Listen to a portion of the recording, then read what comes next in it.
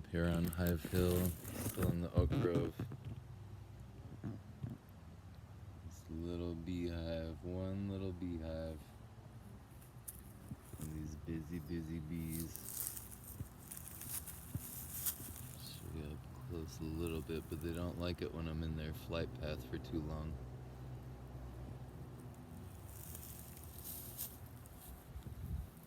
I wish you could see that. You can't see in there, but you can see a bunch of them clinging together under the comb. So glad to see that again. Used to be when I came to this land. I did the bee school, I guess the mystic thing first, natural mystics, and then the sacred school of beekeeping, the College of the Melissa with Laura B. while she was setting that up. And this Hive Hill apiary, maybe we had 10, we had at least that many down the hill in the garden. What a difference that made. You could tell the land thrived. It made such a huge difference. And that was definitely, it's been a blessing on my journey to be a part of that. That was cool. Thank you, Laura. And Grail and all the people who taught me along the way there. And Grail's version is a lot less technical of go lay with the hive and make the Brahmari, which is a part of Laura's. It's a part of the bee priestess thing and Melissa. And it's a simple thing. It's kind of like when you Om. I'm gonna have to show you. I'm partly to when a lot of people Om here in America, they get the and this little at the end. And the is actually really important. And you hold it in and pull it up, and you are sending everything. If you're jamming the tongue into the roof of the mouth and sending all the energy up to the cranial, whatever, up to the crown, and vibrating a lot of things internally can be really good for you. But it's also the sound of the bees, sound of creation, whatever. Real simple, just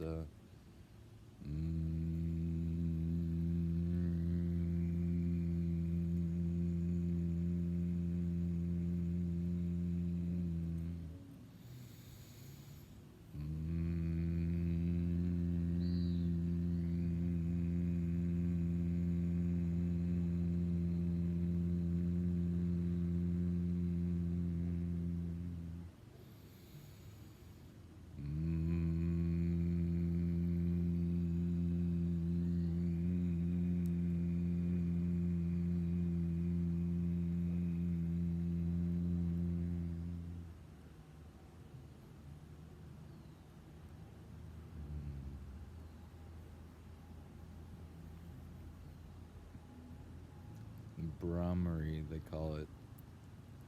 And I don't know that they're as big a fan of the men. I feel like they like women and female energy more, the softer and the higher vibration. Partly to do with bears, I think is part of that thing. And you want to dress kind of bright, and that's kind of why I got this gear today, hanging out with the bees. Used to do it, no shirt, no shoes. You just be chill, you hum, you sing.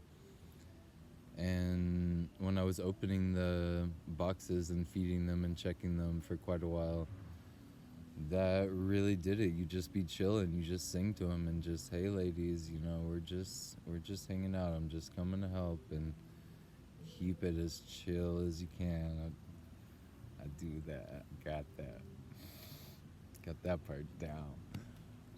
But really it's helpful, and I never got stung until I accidentally dropped a jar of honey water into a hive and squished them, and then they would always get angry when I came around, and I'd have to really extra sweet talk them, and you know, sweet talk them. They love to be sweet talk them. They're honeys. They're honeybees. They love everything sweet. They love everything about sweetness. They live on nectar, and they are jacked all the time. They're kind of high energy. They're society of females, pretty much exclusively, with the exception of the drones, the males that are genetically pretty much the same as the queen, and they are just around to protect the hives. They're the ones, usually, if you get stung, it's a drone bee. Not all the honeybees can sting.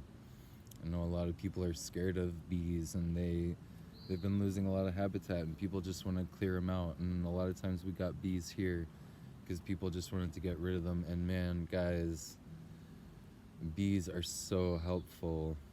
They're here to help grow the food. They were here before you. They pre-exist us, and they're here to grow your food for you. They're part of this incredibly beautiful dance of life, you know, and carrying the pollen. And I feel like China, man, they're extinct, right? Or like there's no bees in China, is that right? And they pollinate by hand.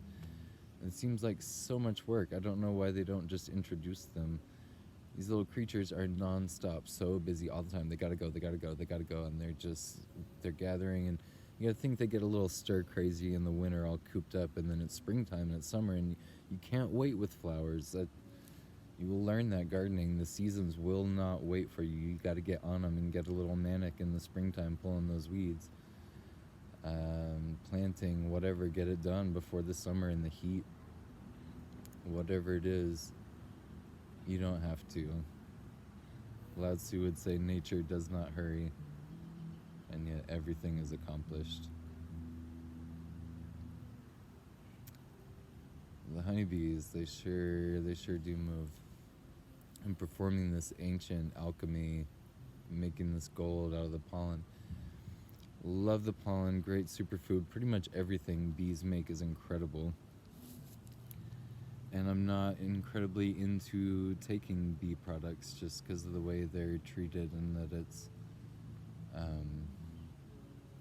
a bit rough in the commercial honey bee world, I think. And a lot of stuff like the pollen is incredible for. You can pretty much live on pollen, but they put these screens down that the bees walk over, like a bull gate in the ground. What are they, those bars? Whatever. And they get their legs stuck in them and they hurt themselves a lot, and I'm not into that so much. And even when we're working with them, and we'd open the top of the boxes a lot and kind of invade their space, and then, you know, you'd squish some when you're putting it back on, and I didn't always feel the best about that. Whatever, but it was a wonderful experience to work with these creatures, and they seal back their hives with propolis, which is incredible medicine as well. Like, everything they do is just incredible. Honey is amazing, and that pollen and that propolis, just everything they do it so well, and they've been doing it forever, and they're here to help. And if you're just chilling with them, they will chill with you. Here's an extreme example of super chill Zen bee energy. Laura B one day went to a tree where there was a swarm of bees, and she caught the queen with her hand, and all the bees swarm around the queen. All the bees are there to protect the queen, and you don't mess with her. She is the whole hive, pretty literally in some ways. And so Laura just scooped her up real gently, and the whole hive got on her hand, and she went over to this girl laying on the ground, and this girl was laid out without a shirt on the ground, laying face down, and Laura took the bees and just wiped the whole colony down her spine, and they all just got on her spine, and they all just sat there just tingling, vibrating on her spine. And then Laura scooped them all back up, and then took them to this willow tree that we'd brought in and put it in the ground with a hole in it, put them in there, and they lived there for a while. You know, that was incredible to watch. Actually, pretty amazing, where most people are covered with all their stuff, and usually we were. The first time we were up here, she killed some bees and she got about 35 bee stings and ran down the hill screaming to get them off, and they were all on her butt, and I didn't want to swat her butt, and I had to ask her, no, get them, get them. And I got them, and she got all these stings, and she got really high on it. She's not allergic, but the venom brought through this whole thing of the dance of life and just was this incredibly clear channel that was so beautiful and was just kind of exciting. And so I decided to stick around and do that. And it's been a huge thing. Pollinators are a huge part of our world. I feel like there gets to be, in some ways, an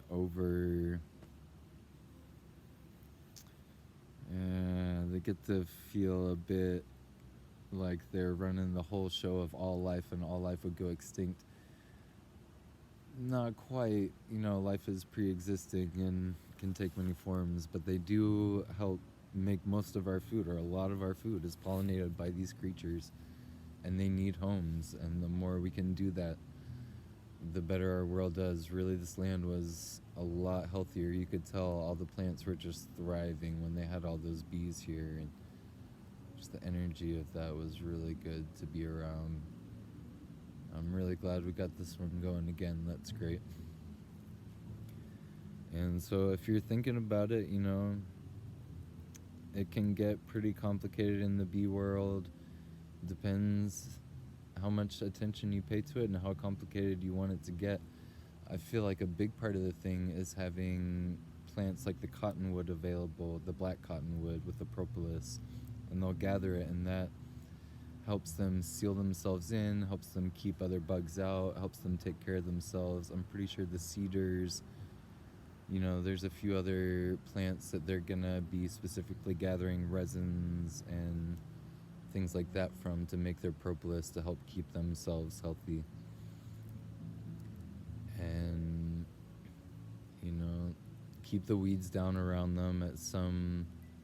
In Hawaii, they were real angry on Maui at that spot, and they didn't like people, they didn't like anyone.